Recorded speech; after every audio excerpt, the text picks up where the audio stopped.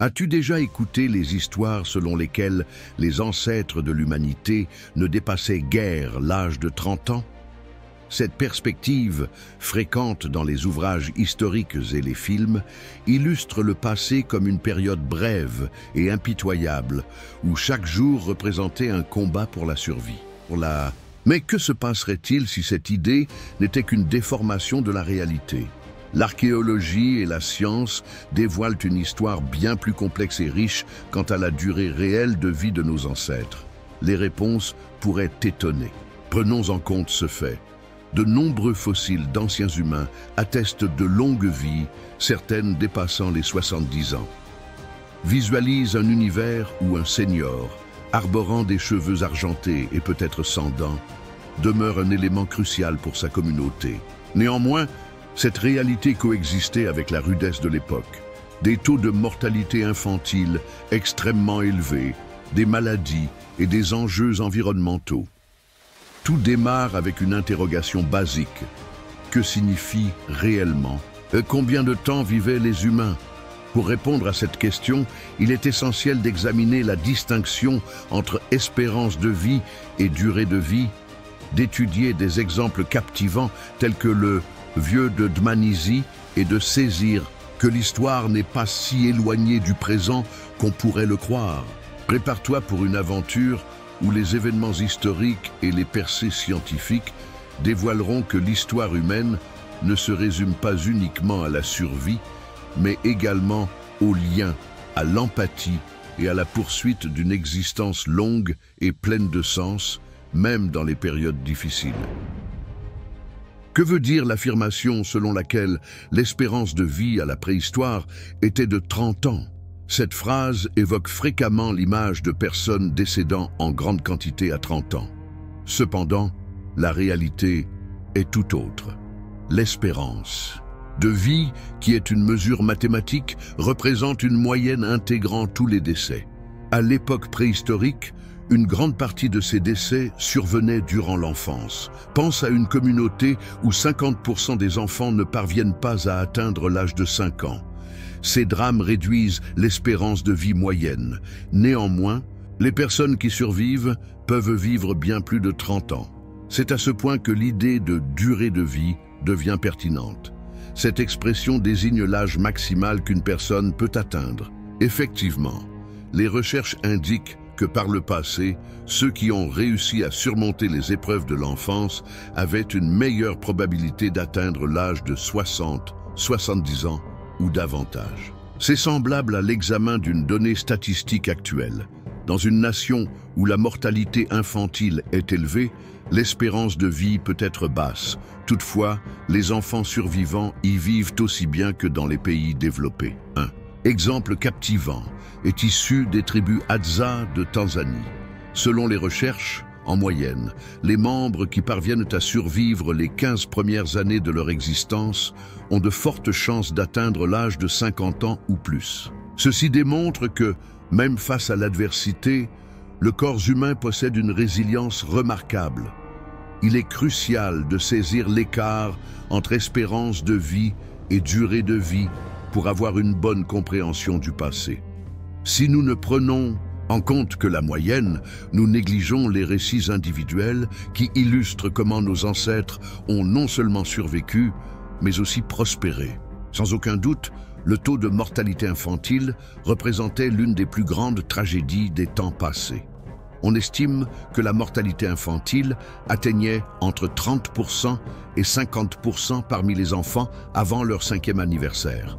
Sans accès à des vaccins, antibiotiques ou mesures d'hygiène de base, des maladies telles que les diarrhées et les infections étaient mortelles.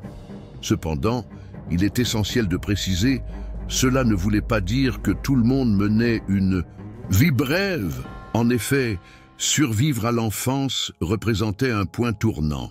Visualise un enfant qui serait venu au monde il y a 20 000 ans au sein d'une communauté de chasseurs-cueilleurs. Si, durant ces premières années, il réussissait à échapper aux maladies, aux accidents et à la malnutrition, ses probabilités de parvenir à un âge avancé s'élevaient considérablement. C'est ce qui se manifeste chez les tribus modernes qui mènent encore une existence semblable à celle de nos aïeux. Une jeunesse riche en dangers, mais une longévité accrue pour ceux qui parviennent à relever ces défis. Par ailleurs, les communautés humaines ont constamment trouvé des méthodes pour préserver les plus jeunes. Des recherches démontrent que les sociétés préhistoriques allouaient d'importantes ressources pour assurer la survie des enfants, même en présence de conditions ardues.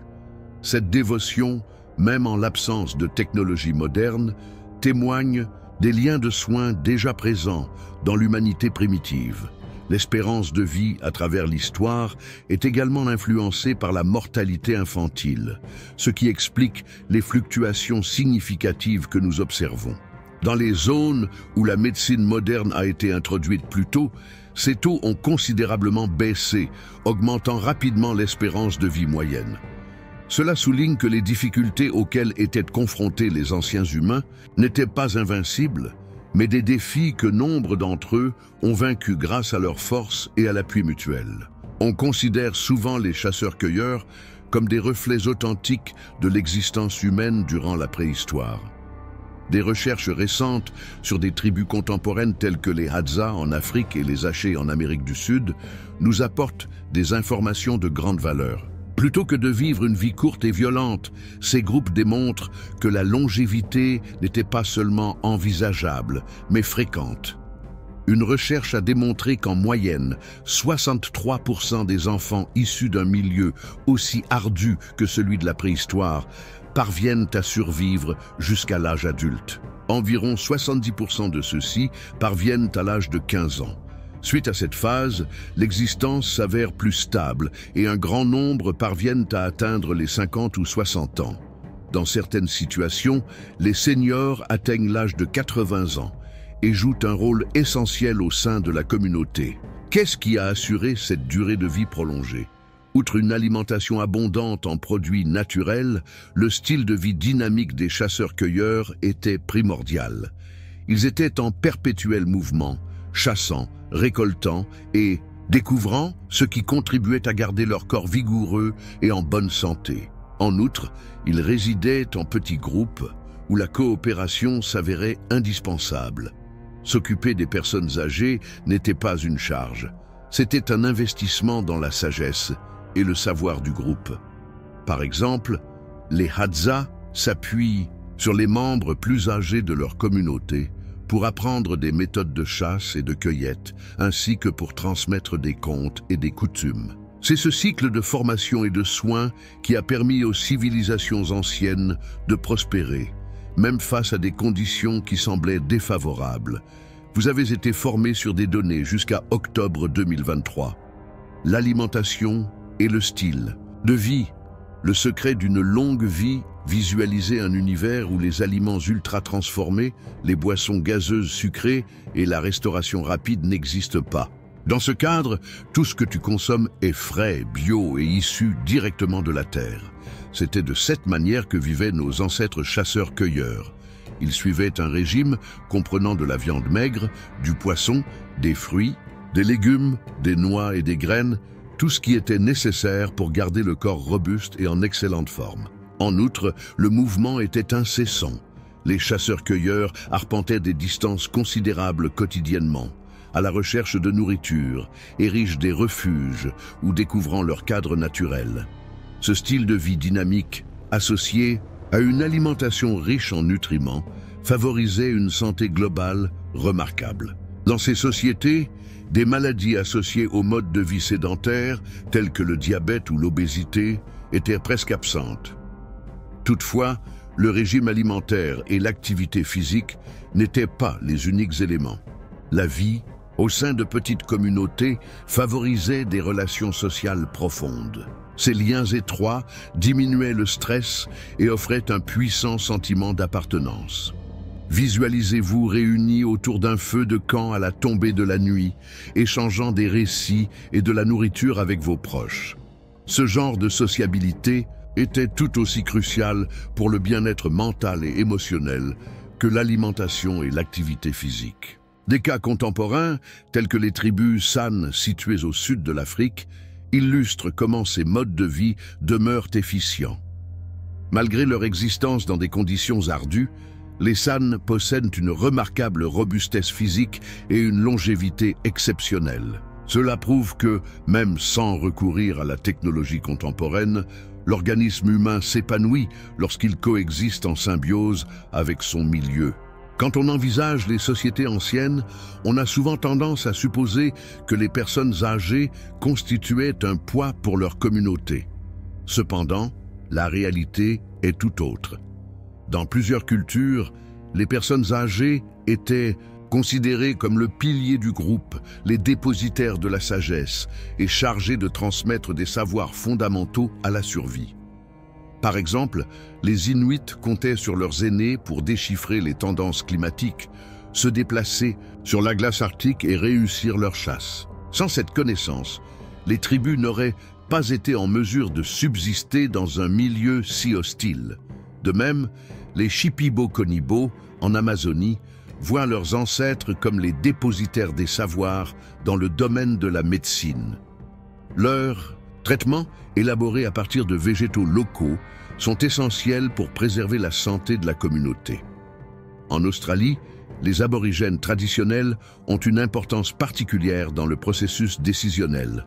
On les sollicite fréquemment pour régler des différends, en s'appuyant sur des lois ancestrales qui ont été perpétuées de génération en génération. Même à l'ère contemporaine, leur expertise et leur discernement sont grandement estimés. Pour les peuples de la chasse et de la cueillette, les ancêtres n'étaient pas uniquement des survivants, mais aussi des guides, des pédagogues et des narrateurs d'histoires. C'étaient eux qui instruisaient les jeunes sur l'art de la chasse, de la cueillette et de la préparation des repas, partageant des savoir-faire et des enseignements cruciaux pour l'existence. Imagine être élevé dans une communauté où tes grands-parents ne se limitent pas à te narrer des contes, mais t'initient également à des aptitudes essentielles pour ta survie. En dépit du respect généralement accordé aux personnes âgées, il y a eu des instances où la crise aiguë a contraint les communautés à faire des choix difficiles. Lors de périodes de famine ou d'exode, quelques groupes décidaient de laisser ou de sacrifier leurs aînés afin d'assurer la survie des autres membres. Cette action, appelée gérontocide, représentait une mesure extrême et peu commune, mais elle est consignée dans les pages de l'histoire. Par exemple, selon l'historien romain Procope, les Hérules, un groupe germanique, avaient pour coutume de sacrifier rituellement leurs ancêtres. Pour eux, ce n'était pas uniquement une obligation, mais également un rite symbolisant la transition d'une phase de vie. Dans certaines cultures, c'étaient des aînés qui décidèrent de rester lors des déplacements, sachant que leur présence réduirait les probabilités de survie des plus jeunes. Malgré le caractère choquant de ces récits, il convient de préciser que le gérontocide représentait une anomalie plutôt qu'une règle établie. La majorité des communautés se préoccupaient du bien-être de leurs aînés, y compris durant les périodes difficiles. Néanmoins, ces histoires soulignent la vulnérabilité de l'existence dans un univers où chaque ressource avait de la valeur et où chaque choix pouvait déterminer la frontière entre la vie et le décès. Visualise-toi comme un ancêtre dans ce cadre, choisissant de t'immoler pour le bien-être de ta communauté. Ce niveau de dévouement, bien qu'il soit tragique, témoigne d'une connexion profonde et d'un amour pour autrui, un sentiment que nous pouvons toujours apprécier à ce jour. Un des cas les plus captivants de longévité préhistorique est le vieux de Dmanisi, un Homo erectus qui a existé il y a approximativement 1,8 million d'années. Cet individu a perdu l'intégralité de ses dents plusieurs années avant son décès. Néanmoins, il a pu survivre grâce aux soins apportés par son groupe. Sans dents, il était entièrement tributaire des repas cuisinés par autrui, un témoignage évident de solidarité et de collaboration au sein de sa communauté. Un autre exemple marquant est le cas de Shanidar I, un néandertalien découvert dans une caverne en Irak. Cet individu a connu diverses blessures, notamment l'amputation d'un bras, une paralysie partielle et une perte auditive. En dépit de ces contraintes, il a survécu jusqu'à 40 ou 50 ans, grâce à l'appui de son groupe. Cet exemple illustre Non seulement des soins attentifs, mais également une structure sociale développée chez les Néandertaliens. Ces fossiles témoignent de l'histoire humaine à une période où la survie représentait un combat incessant. Ils témoignent qu'en dépit d'un monde impitoyable, veiller sur les plus fragiles restait une priorité. Vous avez été formés sur des données jusqu'à octobre 2023. L'influence de la révolution néolithique sur la durée de vie visualisait un moment crucial dans l'histoire de l'humanité. Après des millénaires de chasse et de cueillette, nos ancêtres ont pris la décision de planter des graines et d'apprivoiser des animaux. L'avènement de l'agriculture durant la révolution néolithique a engendré des modifications radicales dans le mode de vie des individus. Cependant, de manière surprenante, ces progrès n'ont pas nécessairement conduit à une vie plus longue ou en meilleure santé. Grâce à l'agriculture, les communautés ont pu se fixer en un lieu précis, conduisant ainsi à la production de surplus alimentaires et à l'expansion démographique. Néanmoins, une dépendance à quelques cultures spécifiques, telles que le blé ou le riz, a restreint la variété de l'alimentation. Cette absence de diversité alimentaire a entraîné des déficits nutritionnels tels que l'anémie et le scorbut. À titre de comparaison, les chasseurs-cueilleurs bénéficiaient d'une alimentation nettement plus équilibrée. Par ailleurs, l'augmentation de la taille des communautés a posé un autre défi, celui des maladies infectieuses. Autrefois, les petites communautés nomades étaient rarement confrontées à des épidémies, mais les villages du néolithique, fortement peuplés et en relation intime avec des animaux domestiques, ont constitué un environnement propice à des maladies telles que la grippe et la tuberculose.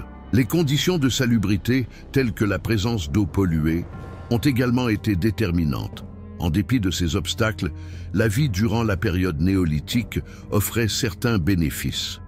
Les seniors pouvaient apporter leur contribution sans nécessiter d'exercice intense, en participant à la gestion des cultures et en partageant leur savoir avec les plus jeunes générations.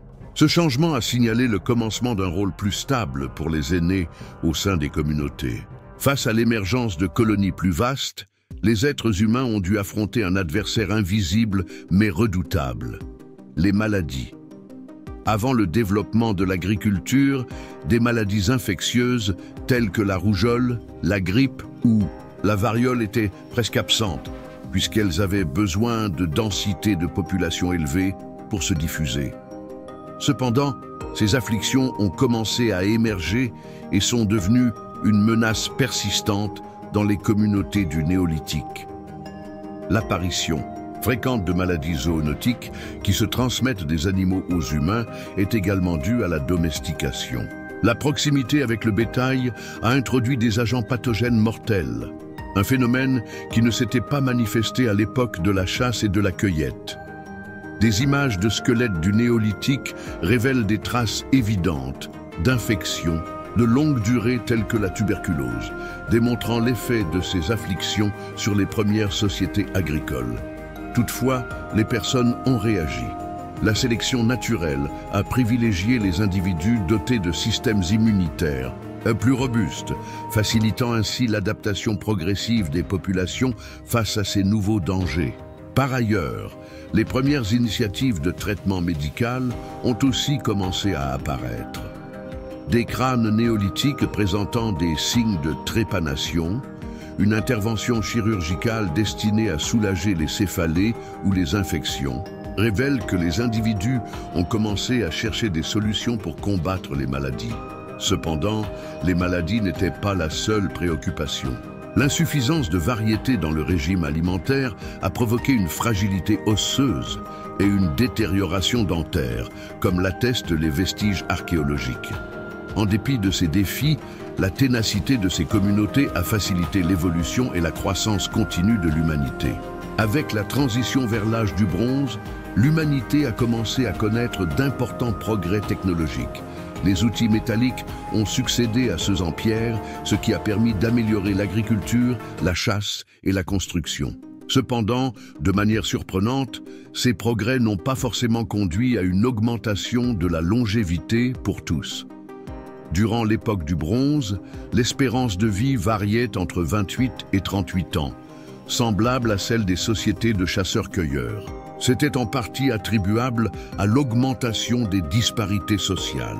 Les privilégiés vivaient dans un certain confort, bénéficiant d'une alimentation et d'une protection, tandis que les agriculteurs et les ouvriers menaient des existences pénibles et brèves. L'émergence de ces classes sociales a signalé l'amorce d'un abîme qui affecterait la durée de vie humaine pendant des siècles. Par ailleurs, durant cette période, l'écriture a commencé à assumer un rôle essentiel. Elle a rendu possible la consignation du savoir accumulé par les anciens, assurant sa conservation pour les générations à venir. Bien que l'espérance de vie individuelle n'ait pas connu une croissance spectaculaire, la transmission de la sagesse collective a enregistré une avancée notable. Durant l'ère du bronze, on observe aussi un plus grand respect pour les personnes du troisième âge. Les sépultures de cette période indiquent que les personnes âgées étaient inhumées avec des effets personnels et des instruments, une action qui sous-entend une reconnaissance de leur rapport à la collectivité. La fonction des aînés dans les sociétés humaines a constamment été essentielle. Toutefois, leur valeur a changé au fil du temps. Au sein des sociétés primitives, les aînés étaient perçus comme une richesse inestimable, grâce à leurs savoirs utiles en matière de chasse, cueillette et médecine naturelle. Au fil du temps, leur fonction s'est étendue pour englober la prise de décision et la transmission des traditions culturelles. Dans l'Antiquité mésopotamienne, les sages étaient des conseillers hautement estimés, sollicités pour des décisions de nature politique et spirituelle. Des documents historiques témoignent de leur valorisation pour leur expérience et leur sagesse, particulièrement en période de crise. En Égypte, les personnes âgées avaient aussi une position privilégiée, illustrée par des œuvres d'art qui valorisaient leur dignité et leur pouvoir. Toutefois, toutes les entreprises n'ont pas témoigné le même respect à l'égard des personnes âgées. En temps de pénurie, certains groupes négligeaient ou sacrifiaient leurs aînés. Cependant, il ne faut pas perdre de vue que dans la majorité des situations, les aînés étaient le fondement de leur communauté, des mentors pour les plus jeunes et des dépositaires de la connaissance. L'histoire humaine est élaborée grâce aux apports des ancêtres. De la tribu la plus primitive à la civilisation la plus développée, leur héritage a été crucial pour la subsistance et l'évolution. L'histoire des hommes est un récit de résistance, d'attention et d'adaptabilité. En dépit des maladies, des pénuries et des défis incessants, nos ancêtres ont non seulement résisté, mais se sont épanouis. Ils ne se contentaient pas de lutter contre le temps. Leur existence était aussi une démonstration que la compassion et l'ingéniosité sont indispensables à la longévité. Les fossiles et les récits que nous découvrons à travers ce documentaire démontrent que la longévité ne se réduit pas uniquement à une question biologique. Il s'agit d'un mélange de facteurs, le cadre de vie, les interactions sociales, la nutrition et, par-dessus tout, l'entraide réciproque. Dans les communautés qui honorent et prennent soin de leurs aînés, l'humanité a su prospérer même dans les situations les plus ardues. En se tournant vers le présent, on constate que de nombreuses problématiques auxquelles nos prédécesseurs ont dû faire face demeurent pertinentes. Comment veillons-nous sur les plus fragiles? Que veut dire mener une vie comble? Et peut-être encore plus crucial, comment faisons-nous pour trouver un équilibre entre les besoins actuels et le bien-être? À long terme, exprimez votre opinion sur le sujet dans les commentaires et merci de rester avec nous.